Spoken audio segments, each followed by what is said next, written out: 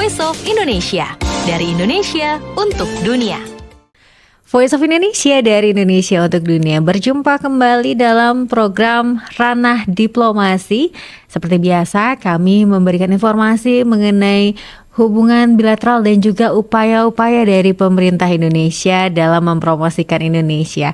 Kali ini kita akan berbincang-bincang bersama dengan Ibu Lautinia Astri selaku kuasa usaha at interim KBRI Phnom Penh. Ibu Nia, apa kabar? Baik, terima kasih. Kami di sini semuanya sehat. Bagaimana kabar di sana? Alhamdulillah sehat-sehat, Bu. Walaupun kalau di Jakarta hari ini panasnya cukup menyengat ya, Bu ya. Mungkin hampir-hampir sama juga dengan kondisi di sana ya. Iya, hampir-hampir sama. Oke. Nah, ini kita mau membicarakan di tanggal 4 nanti tuh ada kegiatan yang keren sekali untuk mempromosikan Indonesia melalui Indonesian Trade and Tourism Promotion di Phnom Penh ya. Ya, Nah, betul. sebelum kita membicarakan kegiatan tersebut, saya mau nanya dulu nih Ibu. Sebetulnya Indonesia dan Kamboja ini kan sebagai negara yang bersaudara gitu ya, maksudnya dalam memiliki kaitan sejarah dan kultural yang sangat baik. Ini Indonesia juga sangat dikenal dengan baik ya Bu di sana. Tadi maaf, saya putus-putus Mbak. Maaf agak putus-putus bagian kalimat terakhir. Indonesia dikenal sebagai negara yang baik di sana, sudah cukup terkenal Bu. Iya, jadi Indonesia sih sebenarnya sudah cukup terkenal karena kan kalau dari secara kesejarahan sih sejak abad ke-7 atau ke-8 memang kita sudah punya hubungan ya antara Mataram kuno dengan Kerajaan Angkor, dan hubungan itu kan kemudian terus berlanjut hingga di masa modern ketika Pangeran Norodom Sihanouk misalnya memimpin delegasi Kamboja ke Konferensi Asia Afrika tahun 1955 di Bandung. Kemudian kita juga membuka hubungan diplomatik tanggal 13 Februari 1959 sampai saat ini, meskipun tentu saja ada pasang surut hubungan karena situasi dan kondisi yang terjadi di negara Kamboja misalnya. Oke, itulah kenapa kita bisa lihat ya di Ibu Nia ini di latar belakangnya ini ada gambar Borobudur dan juga Angkor Wat ya. Ini juga melambangkan betapa eratnya hubungan kedua negara. Tapi memang hubungan yang baik harus nantiasa ditingkatkan. Itulah kenapa juga diselenggarakan ITTP ini ya Bu ya. Ya. Betul sekali. Sudah dilaksanakan sebanyak 14 kali ya. Ini yang ke-14 kali. Oke. Nah, kenapa sih perlu dilaksanakan kegiatan ini lagi, Bu? Jadi begini, ini kan sebenarnya ITTP yang ke-14 yang pertama kali diselenggarakan tahun 2006, dan kita sudah 3 tahun vakum ya, dari 2020, 2021 dan 2022, dan memang kita ingin kembali menyelenggarakan kegiatan ini sekaligus ingin melihat seperti apa sih sambutan masyarakat Kamboja secara langsung jika kita kembali mengadakan ITTP. Ini jadi program tahunan kita. Sebenarnya sih seperti kita sampaikan tadi, produk-produk Indonesia memang sudah cukup dikenal di Kamboja. Ada merek-merek mie instan misalnya atau biskuit kayak gitu kan, atau Bali sebagai destinasi wisata.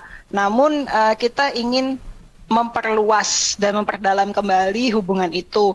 Jadi tidak hanya kita berpuas diri misalnya dengan produk-produk yang sudah dikenal di Kamboja, tapi kita tambah produk yang masuk ke Kamboja. Selain itu juga pariwisata, kita inginnya beyond Bali kayak begitu. Jadi masyarakat Kamboja itu menyukai Bali sebagai tempat honeymoon, untuk wisata honeymoon. Tapi why not misalnya beyond Bali? Kita kan punya Borobudur ya, kayak gitu. Itu jadi salah satu tujuan wisata religi untuk masyarakat Kamboja yang sebagian besar beragama Buddha. Tapi juga kemudian kita juga ingin perluas ke wilayah-wilayah wisata lainnya di Indonesia. Selain itu di ITTP, meskipun namanya Indonesian Trade and Tourism Promotion, tapi kita juga ada promosi pendidikan tinggi. Karena sejak tahun 1997 memang kita sudah ada beasiswa untuk pelajar Kamboja. Nah, kita ingin juga meningkatkan exposure para pelajar Kamboja tentu saja pada opportunities yang bisa didapatkan, kesempatan didapatkan untuk mengejar pendidikan tinggi di Indonesia. Kemudian jika ada beasiswa, gimana sih caranya dapat beasiswa dari Indonesia, misalnya seperti itu. Karena itu akan menjadi return of investment buat Indonesia, the friends of Indonesia. Mereka juga mengkonsumsi produk Indonesia, mereka mengenal budaya Indonesia. Jadi itu semua semacam pameran terpadu, tidak hanya di bidang perdagangan, tapi juga pariwisata, pendidikan, sosial dan budaya. Itu sih tujuannya. Baik. Ini menarik nih karena saya juga baru tahu ternyata sejak tahun 1997 tuh ada bukan pertukaran ya, tapi mahasiswa yang di sana berkuliah di sini. Nah ini di wilayah mana saja Bu? Apakah di Jakarta saja atau ada jurusan tertentu juga gitu? Jadi sebenarnya sih bervariasi. Memang kebanyakan masih di perguruan tinggi negeri. Ada yang lulusan Bogor, kemudian ada yang di Bandung, ada yang di Yogyakarta, ada yang di Sumatera Barat, ada yang di Lampung misalnya lulusannya, dan kemudian itu semakin tahun semakin berkembang, jadi tidak hanya universitas negeri, tapi juga universitas swasta mulai memberikan beasiswa untuk para pelajar Kamboja. Dan sekarang yang sedang jadi prioritas untuk pemerintah Kamboja itu di bidang STEM.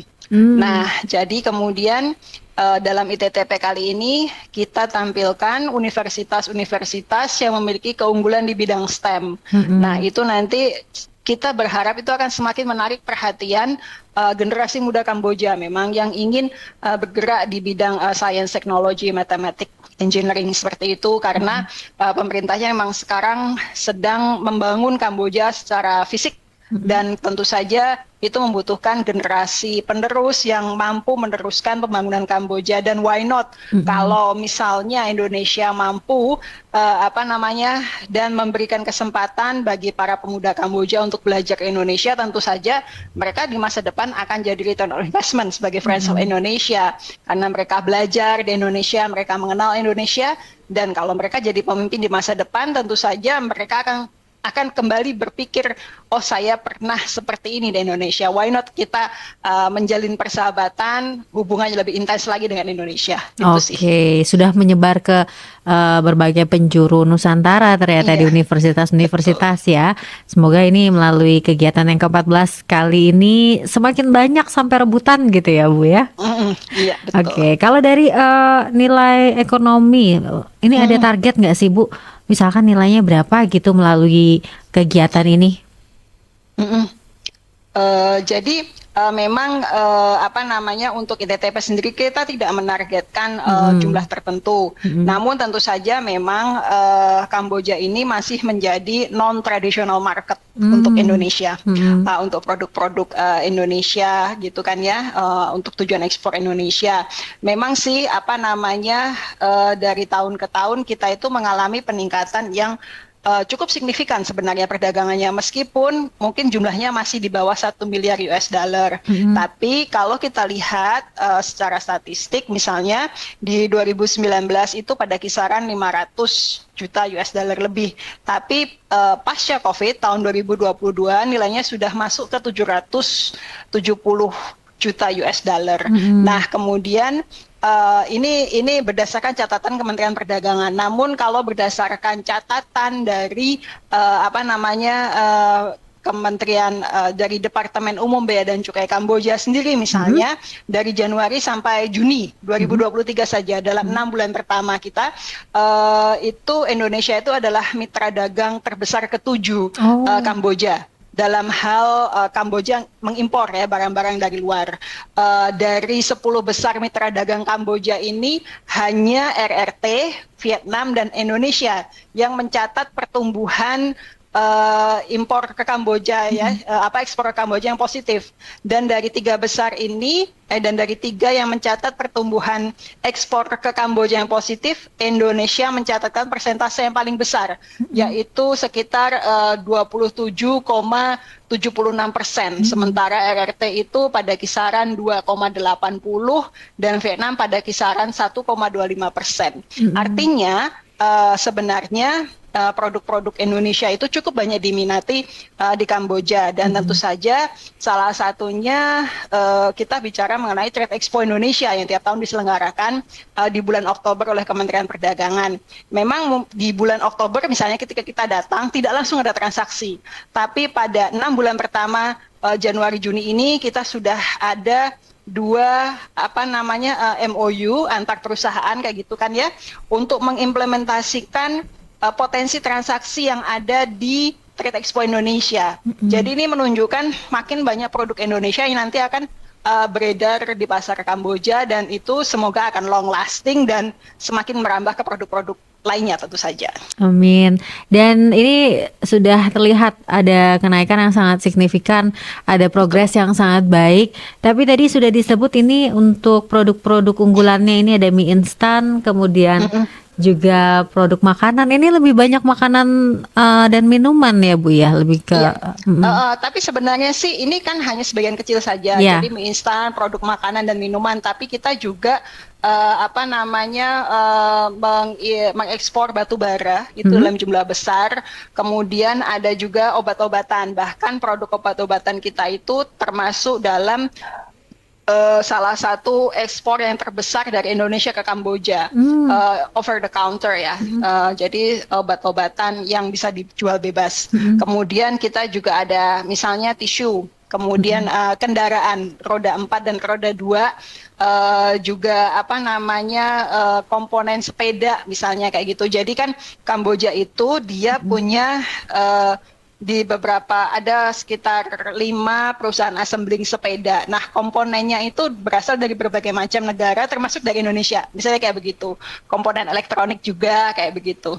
Oke, baik. Dan ini tentunya melihat prospek peluang bisnis di Kamboja untuk para pengusaha Indonesia yang semakin terbuka luas, ditambah lagi juga berbagai fasilitas yang diberikan, salah satunya melalui ITTP ini. Tapi kemudian selain ITTP ini ada upaya-upaya lain yang senantiasa dilakukan secara berkelanjutan, Bu Nia? Iya, jadi selain ITTP memang diselenggarakan di Phnom Penh. Tentu saja kita juga ikut serta mengirim delegasi Kamboja ke Indonesia dalam acara tahunan Trade Expo Indonesia. Nanti di bulan Oktober tahun kemarin kita menggalang sekitar 40 delegasi dagang Kamboja. Tahun ini kita harapkan jumlahnya juga semakin meningkat, dan tentu saja lebih variatif nanti produk yang akan menjadi hasil transaksinya. Selain itu kita juga menyelenggarakan secara mandiri maupun bekerja sama dengan pemerintah provinsi untuk menyelenggarakan fam trip atau familiarization trip untuk para pengusaha di bidang pariwisata, biro perjalanan wisata, dan juga media dan influencer. Misalnya kita pernah mengadakan beberapa kali ke Yogyakarta dan Jawa Tengah. Tahun ini kita mencoba untuk bekerja sama dengan Provinsi Sumatera Barat, kayak gitu, untuk memperkenalkan Sumatera Barat. Karena sebenarnya rendang itu cukup diminati di Kamboja, tapi kan mereka nggak tahu rendang itu seperti apa sih pembuatannya, dari provinsi mana. Nah, nanti kita akan ajak travel tour dan juga media ke Sumatera Barat untuk tahu seperti apa sih asal rendang seperti apa, gitu. Dan itu juga upaya kita untuk mempromosikan pariwisata beyond Bali. Oke, termasuk menikmati keindahan dari Bukit Tinggi barangkali ya. Betul sekali. Oke, nah ini karena kita sudah membicarakan Bali dan juga Bukit Tinggi nih, kalau untuk ITTP ada fokus untuk pariwisata yang akan digencarkan juga tadi Bu, selain memang 5. Jadi sebenarnya memang fokus kita itu selama ini kan karena jumlah wisatawan Kamboja ke Indonesia masih kecil. Nah, mulai kemarin 19 April kan sudah ada Air Asia Indonesia Indonesia yang melakukan direct flight 3 atau 4 kali seminggu dari Jakarta ke Phnom Penh, vice versa. Nah, itu akan mempermudah nanti para turis Kamboja yang sebelumnya kan mereka selalu ngeluh ya karena stopover di negara-negara tetangga itu makan waktu kayak gitu kan, harusnya penerbangan 3 jam jadi 10 jam atau 12 jam. Nah, kemudian pariwisata yang dikenal memang baru Bali untuk honeymoon, atau kemudian kita mencoba memasarkan Borobudur sebagai tempat wisata religi untuk umat Buddha Kamboja. Tapi kemudian kita kalau di ITTP nanti selain tentu saja Kementerian Pariwisata dan Ekonomi Kreatif kita gandeng untuk mengadakan Wonderful Indonesia Event, artinya nanti akan ada sales mission. Ya begitu, bekerja sama antara Kementerian Pariwisata, kemudian Asosiasi Perjalanan Wisata Indonesia dengan Asosiasi Perjalanan Wisata Kamboja. Kita juga menggandeng Provinsi Sumatera Barat. Mereka akan datang untuk memperkenalkan produk-produk mereka dan juga tentu saja destinasi wisata di Sumatera Barat. Oke, baik. Dan ternyata rendang cukup bisa diterima ya di lidah orang-orang di sana. Betul. Betul sekali, rendang bisa diterima oleh lidah masyarakat Kamboja. Sebenarnya ada resto-resto Indonesia di sini juga memperkenalkan rendang dengan versi masing-masing tentu saja, dan ada yang disesuaikan dengan lidah internasional, terutama lidah Kamboja yang memang mereka tidak suka yang bumbunya terlampau tajam kayak gitu kan. Itu bisa disesuaikan. Tapi yang paling penting adalah mereka mengenal makanan Indonesia, tidak hanya makanan instan tapi juga makanan yang masuk kategori tradisional. Jadi dua-duanya kita majukan. Karena memang makanan mie instan Indonesia tuh kalau kita semua banyak tahu ya, di negara-negara Afrika kan begitu digemari. Ternyata di Kamboja juga demikian ya, Bu Nia ya. Iya betul sekali, di Kamboja juga produk mie instan Indonesia cukup dikenal. Jadi sebenarnya itu ada kayak niche market, karena kan mau nggak mau kita harus sadari ada gempuran budaya dari negara Asia Timur kayak gitu kan ya, dengan produk budayanya cukup dikenal, dramanya, musiknya dan sebagainya, dan tentu saja itu akan masuk juga kulturnya di situ, termasuk kultur makan mie kayak gitu kan. Tapi kemudian kalau kita lihat di supermarket, mie dari negara Asia Timur ini kan harganya cukup tinggi. Iya. Nah, sementara kalau mie instan kita itu ada di level yang agak di bawahnya. Itu bisa jadi niche market tersendiri. Jadi bisa menikmati rasa yang sama dengan harga yang ada di bawahnya. Why not? Kayak gitu kan. Jadi itu kan lebih lebih bisa merambah lebih banyak kalangan daripada hanya kalangan tertentu saja, kayak gitu sih. Apalagi dan rasanya juga lebih enak ya Bu ya. Kita akan ada lomba makan mie instan sebenarnya, dan ada lomba memasak mie instan Indonesia dengan Khmer style. Gitu. Itu kan juga upaya kita untuk merangkul lebih banyak kalangan supaya mencintai dan menyukai produk-produk Indonesia. Oke, ini seru banget ya. Ada lomba memasak mie instannya. Kemudian juga ini ada lomba-lomba nyanyi juga ya Bu ya. Saya dengar ya. Betul sekali. Nah, jadi ada lomba nyanyi karaoke, lagu-lagu Indonesia, tapi pesertanya orang Kamboja. Karena sebenarnya lagu tradisional kita kayak Bengawan Solo kan itu cukup dikenal di Kamboja. Tapi kemudian ada lagu yang lebih maju lagi, tahun 80-an, Madu dan Racun, atau lagu Shantik misalnya, itu juga cukup dikenal di Kamboja. Dan beberapa lagu yang mungkin yang masa kini kayak gitu yang cukup dikenal juga di Kamboja kayak gitu. Nah, kita memberikan kesempatan buat warga Kamboja ini kan juga sekaligus untuk memperkenalkan bahasa Indonesia, karena kan bahasa Indonesia kita memang punya pusat budaya Indonesia di mana kita bangsa Kamboja bisa belajar bahasa Indonesia, tapi kalau belajarnya lewat kultur modern seperti lagu, itu akan lebih mudah masuk sebenarnya. Nah, melalui lomba karaoke ini kita coba untuk membuat bangsa Kamboja juga mengenal bahasa Indonesia lebih dalam lagi. Oke. Ini biasanya rame nggak sih Bu dari setiap penyelenggaraan untuk ITTP untuk lomba nyanyinya ini? Jadi sih sebenarnya frankly speaking, kami di sini yang home staff ini belum pernah ngikutin yang sebelumnya, karena sebelumnya tahun 2019. Iya. Gitu kan. Tetapi kita pernah mengadakan semacam acara serupa kayak gitu untuk 1 hari. 1 hari saja, dan itu hanya berapa jam. Itu hampir 1.000 orang yang datang. Kayak begitu. Jadi artinya kalau kita tes semacam itu, kita berharap dalam 3 hari mungkin bisa 5.000 yang datang kayak gitu kan. Apalagi kita mengadakan acaranya hampir dari jam 9 pagi sampai jam 9 malam, 12 jam, dan banyak acara selain acara karaoke, misalnya ada juga dancing together. Karena orang Kamboja itu bangsa yang suka menari kayak gitu kan. Jadi kita tampilkan tarian yang semi modern lah, yang bisa ditarikan oleh semua orang, poco-poco. Misalnya kayak gitu kan. Kemudian Gemu Famire, kemudian juga ada DJ Kamboja yang akan mengiringi mereka untuk menari dengan lagu-lagu Indonesia dan Kamboja. Oh, seru sekali nih ternyata kegiatannya ya. Dan mungkin untuk kunjungan tahun ini ada targetnya berapa banyak orang? Tapi saya penasaran juga nih Bu Nia. Ini di tempat pelaksanaannya apakah indoor atau outdoor atau seperti ada panggung besar begitu ya? Jadi nanti ini indoor karena 3 hari, karena memang di bulan-bulan ini Kamboja lagi musim hujan sebenarnya. Dari bulan Juli sampai Agustus akhir itu musim hujan. Nah, jadi kita adakan indoor di exhibition center memang yang ada di Phnom Penh, dan itu memang tahun 2018 itu diselenggarakan di situ juga, dan kita targetnya sih sebenarnya ada target tertentu segmented, tapi ada juga yang umum. Yang segmented misalnya untuk business people di bidang pariwisata, kemudian nanti kan juga ada perusahaan-perusahaan pemerintah kayak gitu ya, BUMN. Nah itu kan targetnya segmented ya, khusus untuk business people yang bergerak di bidang itu. Kita kerjasama dengan Indocham atau Indonesian Chamber of Commerce in Cambodia, itu Kadin Indonesia yang ada di Kamboja, dan kita juga bekerjasama dengan Kadin Kamboja, itu sangat segmented. Kemudian juga di bidang pariwisata kita tujukan untuk para pebisnis di bidang pariwisata. Tapi kalau yang lain selama 3 hari kita juga buka untuk publik, karena akan ada distributor produk-produk Indonesia yang sudah ada di Kamboja. Masyarakat itu bisa langsung beli di situ, direct selling. Tapi ada juga yang memang mereka datang dari Indonesia bawa sampel.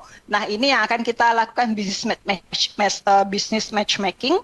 Tentu saja business matching ini dengan para partner nanti ada di Kamboja. Tentu saja kita minta bantuan sekali lagi dari Kadin Indonesia di Kamboja, yang mereka memang pebisnis Indonesia yang ada di sini dan punya banyak networking kayak gitu. Kita kerjasama dengan mereka, dan memang kita siapkan targetnya. Kemudian juga pelajar tentu saja dari tadi kan, supaya mereka tahu lebih banyak tentang Indonesia, dapat kesempatan beasiswa, why not, karena kan semuanya gratis istilahnya kayak gitu dari pemerintah dan dari Universitas Indonesia. Oke, jadi apalagi untuk pelajar nih ya, bisa mendapatkan informasi mengenai beasiswa, bisa makan mie instan gratis ya Bu. Kalau ikut lombanya ya. Gratis dong ya Bu ya kalau untuk makan mie instannya ya. Iya betul sekali. Oke, baik, terakhir untuk closing statementnya Bu Nia, mungkin ada harapan atau mungkin hal-hal yang ingin disampaikan kepada pendengar Voice of Indonesia, baik yang di dalam maupun di luar negeri. Jadi kami berharap sebenarnya kalau di bidang ekonomi ini kita berharap agar ekspor Indonesia ke Kamboja ini semakin meningkat.